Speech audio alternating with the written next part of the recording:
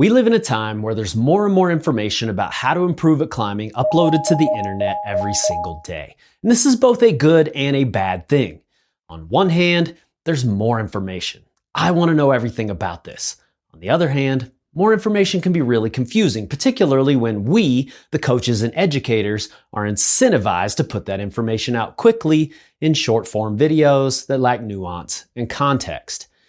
And no matter who you are, the majority of the information coming out just doesn't apply to you. Deciding what exactly does apply to you is nearly impossible unless you're spending a ridiculous amount of time experimenting with training in an inefficient and likely ineffective way. And now there have been lots of simplest training programs, and honestly, the simplest is to just climb more. And that can work, depending on who you are and how you approach just climbing more. But what can we do to make just climb more actually effective for nearly everyone? Well, in this video, we're going to look at 3 sessions that you can cycle through, indoors or outdoors, to keep improving for a long time, no matter what level you're starting at. Let's go.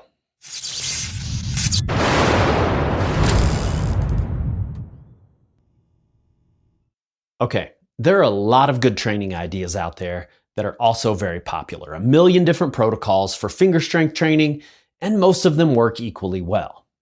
So if you want to do that stuff, keep doing it.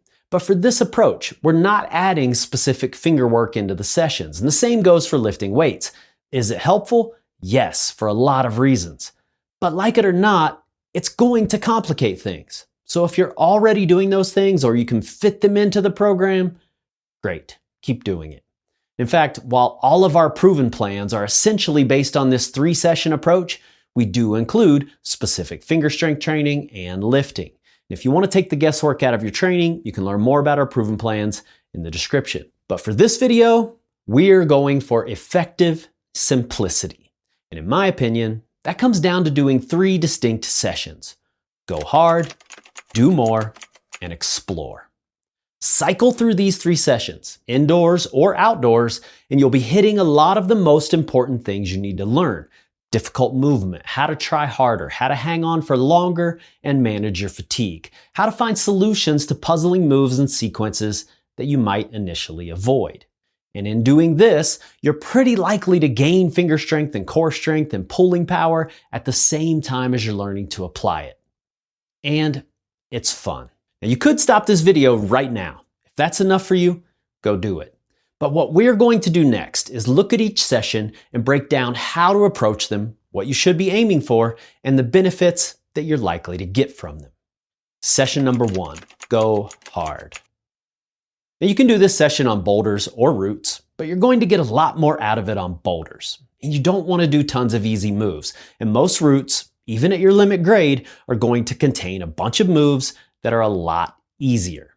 If it's a really short top rope or something, fine. But the focus should be on trying hard moves and short, hard sequences. And this can take several forms. Hard on-site or flash attempts, boulders that you can maybe do in a single session, but also maybe not. Mini projects that are definitely going to take several sessions, as well as mega projects that might never get done. And boards are great for these mega projects. And I suggest that over time, you try all of these types of projects as long as you're challenging yourself to give a high effort. And it's pretty likely that across this spectrum, you're going to be grabbing bad holds, doing giant moves, and getting into difficult to hold positions. You're going to fail a lot before you finally maybe succeed. And you're going to be asking your body to adapt to these things. And that's going to mean more strength. Now, I know people want to act like you can't gain strength unless you're doing very specific exercises, but that just isn't true. It never has been. If today you're trying to hold a worse hold in a worse position than you were 2 weeks ago, that's progressive overload, and your body will respond, period. You'll get stronger. Fingers, pulling, core, resolve, all of it. Assuming, that is, you get 2 things right. First, you come in relatively fresh. Have a rest day before the session if needed. And if you don't do this, then what feels hard to you is more likely to be because you're already tired. And then you're moving into do more territory, which is the next session and a different goal entirely. Second, you have to actually try hard. Give high effort. Now, I've made a free 1-hour video series, the Try Harder Toolkit, that you can check out if you think there's room for improvement in that area for you. The link is in the description. Session number 2, do more. Now, the intensity of this session, because you're doing more, will necessarily drop. But that doesn't mean it's going to feel that way, because you'll be doing more extensive work instead of intensive work. And ideally, a little more of that each session.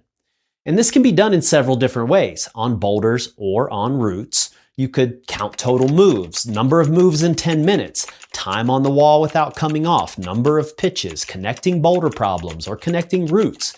However you want to measure it, just keep challenging yourself to go longer or do more. And if you're a relatively new leader and you want to get more comfortable, do this session on ropes, at least some of the time, maybe most of the time. Get above bolts and get pumped. Figure out how to manage that. Get pumped and fall off. Then next time, go a little further before you fall off. Find strategies that allow you to stay on the wall longer. It's all valid, as long as you can continue to challenge your ability to hold on as long as you planned.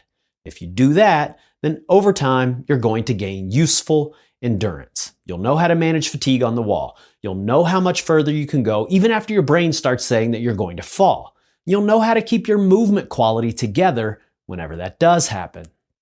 And even if your endurance doesn't measure out as top level based on some hanging test or something, you'll be better at climbing the things you want to climb. And that's what matters. And unlike session 1, you don't necessarily have to come into these sessions fresh, but you will likely need a rest day or two afterward. That's fine. It's that downtime when your body adapts and gets stronger. And this session is also going to require high effort.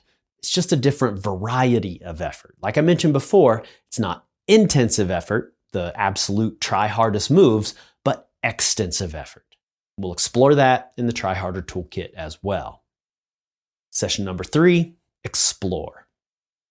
This session is all about getting out of your comfort zone. Not to the point that things feel like total chaos and you just can't understand the solution at all, but to a point where you feel a little awkward, but you keep seeing progress somehow. That's where we learn the most, and the more variety of moves and positions you expose yourself to, the more adaptable and a better climber you'll become. Now, try the boulders or routes you wouldn't normally. Make up some boulders on the spray wall. Connect 2 routes together with some unlikely traverse. Climb the slabs and the comp problems that you normally avoid like the plague. Challenge your movement skills as often as possible and look for new, novel solutions. Now, unfortunately, this session is the one that most people will skip because it doesn't always feel like a workout. But let's keep this in mind. Climbing isn't only about your body being able to rise to the occasion. In fact, I think most of us agree that the brain is a pretty important part of this thing. It's how we solve problems, of course, but it's also how we convince ourselves that something unlikely is actually possible. We need to build that muscle too. And well, for a lot of us, that's actually what climbing is all about. So think of this as a brain and skill session. You're learning how to be more adaptable. And like I've said probably 100 times in other videos, being adaptable is the most important skill a climber can build. And you can do this session fresh or tired. Doesn't really matter. It can be a good second day on, and you can adjust the intensity however you want, depending on how you're feeling, as long as you're challenging yourself appropriately and getting out of your comfort zone.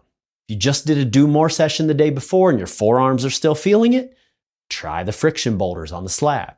If your pulling strength is way down because you did a go hard session that focused on huge moves, make up weird mantles on the macro holds and volumes around the gym or out in your local boulder field.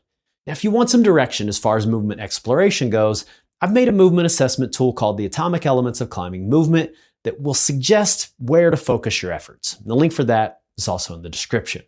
Now, I truly believe that if you cycle through these 3 sessions over time, 3 or 4 days a week, consistently, while making sure that you're trying to meet the goals of each session, high quality sessions as often as possible, then you're just going to become a better climber. And like I said before, add in whatever you want to these sessions, lifting, hanging, yoga, whatever. Just be sure not to add so much that you can't continue doing it at a high level. We're keeping it simple for a reason, because getting better at climbing is fun, and overcomplicating it usually just isn't. See you next time.